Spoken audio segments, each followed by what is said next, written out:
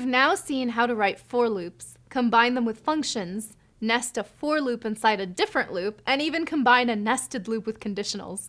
Nice job, you're chugging right along. But before we're done with for loops, let's check out some common mistakes you may come across while trying this yourself. As we've called out already, for loops iterate over sequences. The interpreter will refuse to iterate over a single element. As you see here, for x in 25, print x. In this example, we're trying to iterate over the number 25. Python prints a type error telling us that integers are not iterable. There are two solutions to this problem, depending on what we're trying to do.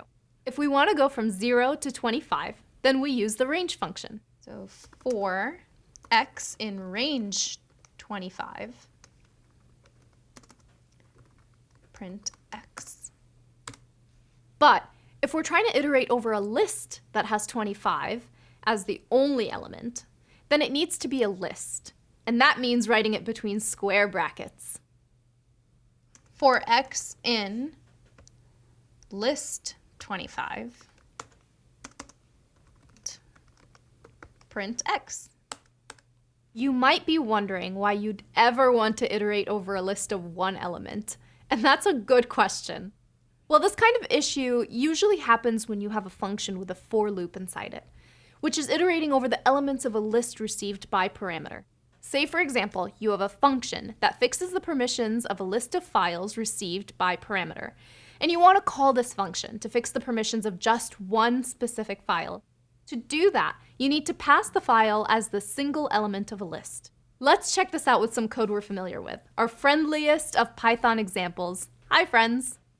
We're going to modify it to have the greetings inside a function. We've defined a greetFriends function that receives a list by parameter and iterates over that list, greeting each friend. But what if we only want to greet one friend instead of 4? Well, we still need to define a list, but with only one element. But first, let's see what would happen if we don't do that. Greet friends, Barry. Huh, not what we expected, right? Well, what's going on here? This happens because strings are iterable. The for loop will go over each letter of the string and do the operation we asked it to do, which in this case, print a greeting. Depending on what you're trying to do, you may actually want to iterate through the letters of a string, but in this case we don't. So, to sum it up, if you get an error that a certain type isn't iterable, you need to make sure the for loop is using a sequence of elements and not just one. And if you find your code iterating through each letter of a string when you want it to do it for the whole string, you probably want to have that string be a part of a list. We've now learned how to write while loops and for loops. You might remember, for loops are best when you want to iterate over a known sequence of elements, but when you want to operate while a certain condition is true, while loops are the best choice. Next up, we've got a super useful cheat sheet for you that puts all this into one handy resource. After that, head over to the practice quiz to test your knowledge and check in on how you're doing.